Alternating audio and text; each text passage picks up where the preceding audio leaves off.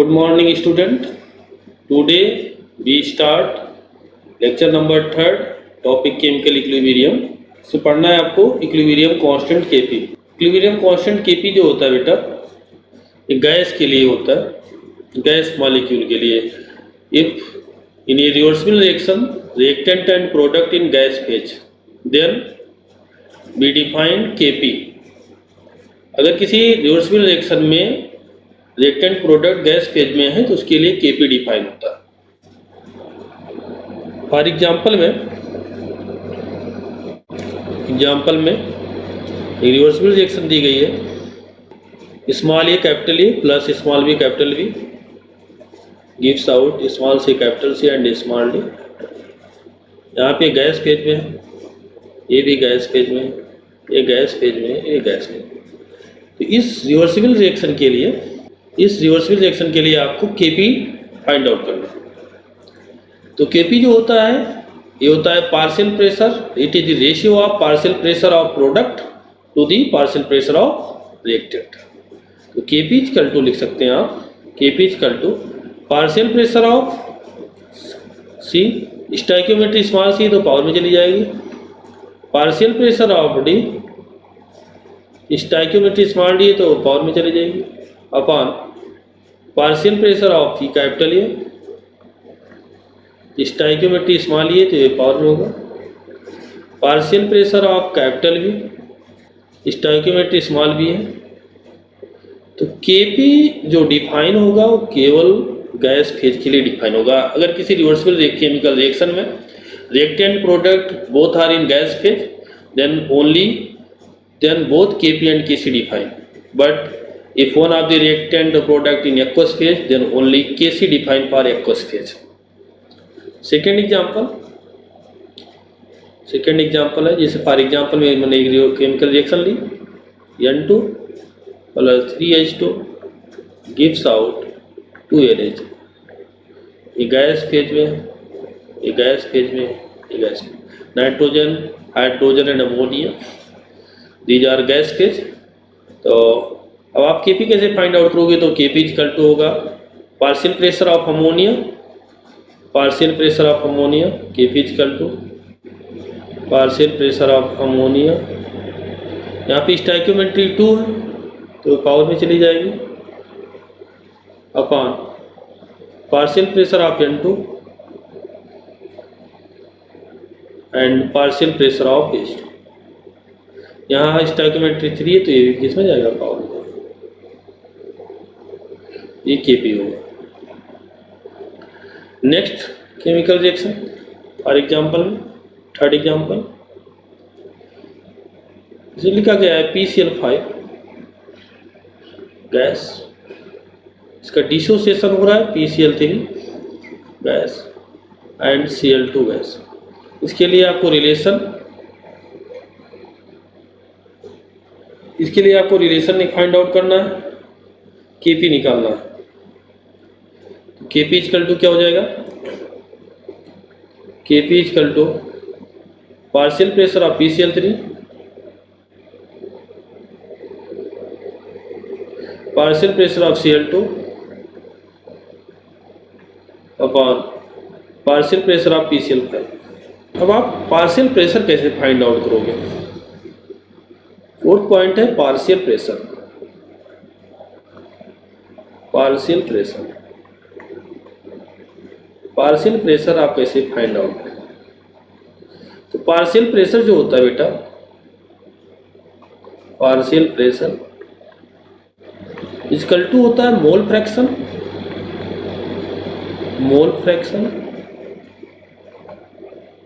Of gas into total pressure of gas.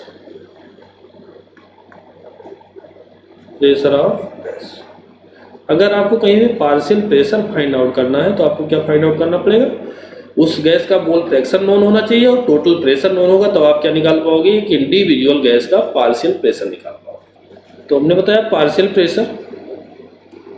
Pressure equal to mole fraction into total pressure. For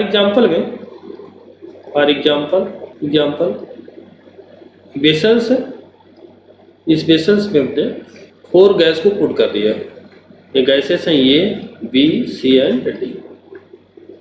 gas 4 gas. Let इसका मोल जो है वो N1 है, B का जो मोल है वो N2 है, सी का जो मोल है वो N3 है एंड डी का जो मोल है वो कितना क्या है N4। लेट इसका जो पार्शियल प्रेशर है इसको मैंने माना PA, इसका जो पार्शियल प्रेशर है वो PB, इसका जो पार्शियल प्रेशर है ये PC एंड इसका जो पार्शियल प्रेशर है PD। अगर इस वेसल्स पे जो टोटल प्रेशर अप्लाइड हो रहा है वो P है, total pressure equal to P। Vessels पे टोटल प्रेशर क्या अप्लाई हो रहा है, P हो रहा है। तो आपको क्या निकालना है, partial pressure of each gas. तो पार्शियल प्रेशर ऑफ ये, पार्शियल प्रेशर ऑफ ये equal to mole fraction of ये। और आपको पता है मोल फ्रैक्शन होता है moles of one component to the total component. Mole of one component क्या होगा N1 अपॉन टोटल मोल क्या है N1, N2, N3 and N4। N1 plus N2 plus N3 plus क्या हो जाएगा N4 इनटू टोटल प्रेशर क्या है P total. ये क्या आ जाएगा, पार्शियल प्रेशर ऑफ ये आ जाएगा। नेक्स्ट पार्शियल प्रेशर जैसे आपको B फाइंड आउट करना है तो PB equal to mole of B, mole B का कितना मोल है N2 upon total mole N1 plus N2 plus N3 plus N4 into total pressure क्या है PT। इसी प्रकार से आपको पार्शियल प्रेशर C का निकालना है।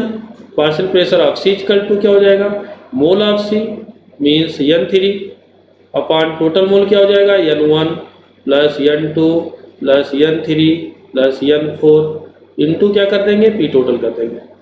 तो किसी वेसल्स में या किसी केमिकल रिएक्शन में आपको रिएक्टेंट प्रोडक्ट का पार्शियल प्रेशर फाइंड आउट करना होगा तो उसका मोल फ्रैक्शन उस रिएक्टेंट का पता होना चाहिए, प्रोडक्ट का पता होना चाहिए, टोटल प्रेशर तो आप फाइंड आउट कर सकते हैं। फॉर एग्जाम्पल मैंने एक न्यूमेरिकल ले रहा हूँ, न्यूमेरिकल प्रॉब्लम है, ये क्वेश्चन है। क्वेश्चन फर्स्ट रिवर्सिबल रिएक्शन है N2 plus O2 gives out 2 NO। Nitrogen and oxygen आपस में रिएक्शन करके नाइट्रिक ऑक्साइड में फॉर्म की ये गैस होगी। ये गैस यहाँ पे गिवन है, given mole of N2, mole of N2 equal to mole of O2 equal to 3 mole of NO equal to if total pressure 10 atm then find out partial pressure of each gas. इस question में partial pressure आपको each gas का निकालना। तो क्या करना है आपको, partial pressure equal to partial pressure of N2 equal to mole of N2 कितने मोल है, 2 मोल है, मोल ऑफ N2 2 अपॉन टोटल मोल कितने हैं 2, 3 and 4, 2 plus 3 plus 4 total pressure कितना है 10। ये क्या आ जाएगा, पार्शियल प्रेशर ऑफ N2 हो जाएगा। Partial pressure of O2 find out करना है। Partial pressure of O2 means mole of O2 कितना है 3 अपॉन टोटल मोल कितने हैं 2, 3, 5 एंड 4 9। तो 2 प्लस 3 प्लस 4 इनटू कितना हो जाएगा 10। इसी प्रकार से partial pressure of nitric oxide NO equal to क्या हो जाएगा, मोल ऑफ NO मोल कितना है 4 अपॉन टोटल मोल 2, 3, 4 2 प्लस 3 प्लस 4 इनटू कितना हो जाएगा 10। तो आप न्यूमेरिकल प्रॉब्लम सॉल्व कर सकते हैं। दूसरा क्वेश्चन है Kp आप कैसे फाइंड आउट करोगे। जैसे क्वेश्चन दिया है N2 plus O2 gives out 2N। Partial pressure of N2 given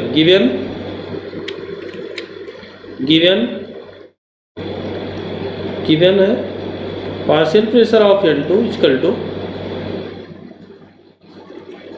2 atm। Partial pressure of O2 equal to 3 atm। Partial pressure of NO equal to 4 atm। यहाँ पे partial pressure given है इस question में at equilibrium पे given है। Kp find out करना है, find out Kp आप फाइंड आउट करने के लिए क्या करेंगे, Kp equal to partial pressure of NO, लेकिन इसकी स्टोइकियोमेट्री कितनी है 2 है। तो PNO पावर में क्या जाएगा 2 चला जाएगा क्योंकि स्टोइकियोमेट्री 2 है upon partial pressure of N2 and partial pressure of NO कितना गिवन है 4 रेडियन, 4 उनका क्या हो जाएगा square upon partial pressure of N2 कितना दिया 2, पार्शियल प्रेशर ऑफ O2 कितना गिवन है 3, 4 ये कितना हो जाएगा 16, ये कितना हो जाएगा 6, ये क्या आ जाएगा Kp आ जाएगा आपको, Kp इक्वल टू 16/6। किसी भी रिवर्सिबल केमिकल रिएक्शन के लिए आप Kp फाइंड आउट कर सकते हैं। नेक्स्ट टॉपिक है relation between Kp and Kc। तो यहाँ के लिए आपको डेरिवेशन नेक्स्ट लेक्चर में होगा। यहाँ पे आपको पढ़ना है कैसे Kp Kc किसी रिवर्सिबल रिएक्शन के लिए Kp Kc कैसे फाइंड आउट करते हैं। तो Kp इक्वल टू होता है किसी रिवर्सिबल केमिकल रिएक्शन के लिए Kp equal to Kc RT के पावर डेल्टा Ag। यहाँ पे Kp क्या equilibrium constant for gas, Kc क्या equilibrium constant for aqueous phase and gas both are gas constant, T temperature, delta Ng equal to number of mole of gaseous product minus number of mole of gaseous reactor. For example में example first, इस reversible chemical reaction के लिए आपको find out करना है relation between Kp and Kc। N2 3H2 gives out 2NH। सबसे पहले आपको फाइंड आउट करना होगा delta Ng। Delta Ng equal to क्या होगा नंबर ऑफ गैसियस प्रोडक्ट, यहाँ पे गैस के मोलों की संख्या कितनी है 2 है, तो ये हो जाएगा प्रोडक्ट में गैस के मोल की संख्या 2 है। रिएक्टेंट में कितने 3 and 1 कितना हो जाएगा 4, 3 and 1। यहाँ पे हाइड्रोजन के सामने स्टोइकियोमेट्री 3 है, नाइट्रोजन के सामने स्टोइकियोमेट्री कितनी है 1, तो 3 1 कितना हो जाएगा 4, तो 2 माइनस कितना हो जाएगा 4 हो जाएगा। डेल्टा Ng इक्वल टू कितना आ जाएगा -2 आ गया। अब आपको Kp Kc रिलेशन लिखना है तो आप लिखोगे Kp equal to Kc RT के पावर -2। इसी को आप ऐसे भी लिख सकते हो Kp equal to Kc upon RT का क्या होल स्क्वायर। न्यूमेरिकल सॉल्व हो जाएगा। आपको वहाँ पे Kc गिवन होगा, गैस कांस्टेंट R की वैल्यू दी जाएगी, टेम्परेचर की वैल्यू दी जाएगी, Kp फाइंड आउट हो जाएगा। नेक्स्ट एग्जांपल, नेक्स्ट टॉपिक बेटा है factor affecting rate of reaction. Rate of reaction को कौन कौन से फैक्टर अफेक्ट करते हैं। पहला है स्टेट ऑफ मैटर, फर्स्ट है state of matter, factor affecting rate of chemical reaction. इसमें पहला होता है state of matter, solid liquid and gas. तो जो रेट ऑफ रिएक्शन सबसे ज़्यादा होगी वो गैस में होगी, इसके बाद किस में होगी सॉलिड में, गैस में होगी सबसे ज़्यादा, इसके बाद किस में होगी लिक्विड फेज में, इसके बाद किस में होगी सॉलिड फेज में।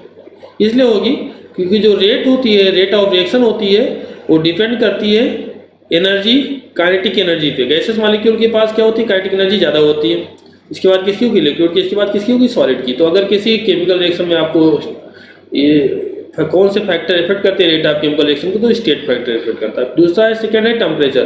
टेम्परेचर जो होता है, टेम्परेचर ये डायरेक्टली प्रोपोर्शनल होता है रेट ऑफ रिएक्शन के, rate of chemical reaction. Temperature directly proportional rate of chemical reaction. जितना हाई टेम्परेचर होगा kinetic energy of gaseous molecules, reactant molecules and product molecule increase करेगी, therefore rate of reaction increase करेगी। Next है concentration. Concentration directly proportional होती है rate of reaction के, जितना अधिक कंसंट्रेशन होगा रेट ऑफ रिएक्शन उतनी ज़्यादा होगी। कैटलिस्ट, ये positive catalyst increases rate of chemical reaction. Catalyst 2 type के होते हैं, नेगेटिव होता है, एक पॉजिटिव होता है। जो पॉजिटिव कैटलिस्ट होता है without changing on concentration they increases rate of chemical reaction. जो पॉजिटिव कैटलिस्ट होते हैं वो रेट ऑफ केमिकल रिएक्शन को विदाउट चेंजिंग ऑन कंसंट्रेशन बढ़ा देते हैं। तो कैटलिस्ट का भी इफेक्ट होता है। कैटलिस्ट जो होगा, कैटलिस्ट ये क्या होना चाहिए, पॉजिटिव कैटलिस्ट होना चाहिए। तो यहाँ पे 4 फैक्टर इफेक्ट करते हैं रेट ऑफ केमिकल रिएक्शन को। स्टेट ऑफ मैटर, गैस में सबसे ज़्यादा रेट होगा, फिर लिक्विड, फिर सॉलिड, फिर टेम्परेचर की बात आती है। Temperature directly proportional rate of chemical reaction होता है। जितना अधिक टेम्परेचर होगा, रिएक्टिंग मॉलिक्यूल्स की काइनेटिक एनर्जी क्या होगी, उतनी ही ज्यादा हो जाएगी, जिससे रेट ऑफ रिएक्शन बढ़ जाएगा। कंसंट्रेशन, नेक्स्ट टॉपिक होता है कंसंट्रेशन। कंसंट्रेशन, जितना अधिक रिएक्टेंट मॉलिक्यूल की कंसंट्रेशन होगी, रेट ऑफ रिएक्शन उतनी ज्यादा होगी, क्योंकि number of effective collision between reacting species ज्यादा होगी। Catalyst, positive catalyst increase rate of chemical reaction. बेटा इसमें आता है homework, define rate of reaction आपको डिफाइन करना है। Calculate of disappearance and rate of formation, इसको आपको पढ़ा चुका हूँ पहले से, आप इसको सॉल्व करेंगे। State factor affecting rate of chemical reaction. Thank you for watching.